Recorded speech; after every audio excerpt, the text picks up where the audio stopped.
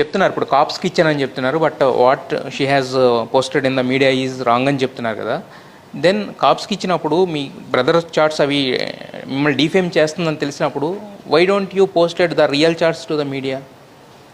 See, I've submitted it to the cops. I've never thought about it Okay. coming out in the media because I was trying to literally stay away from all these controversies. I didn't wanted to invest Yes. my time, energy and effort to all this. Right now also I'm here to promote my film. Yes.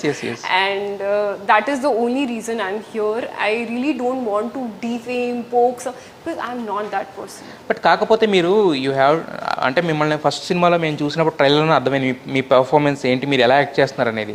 You also decide that I want to do more Telugu films. Right. But first ఫిల్మ్కి ఇంత controversies అనేవి మిమ్మల్ని surround చేసేస్తే next ఫిల్మ్స్కి వెళ్ళడానికి ఆ దారి కూడా ఉండదు కదా, ఆ పాత్ కూడా. సో దానికోసమే క్లియర్ చేద్దామని అడుగుతున్నాను. ఎందుకంటే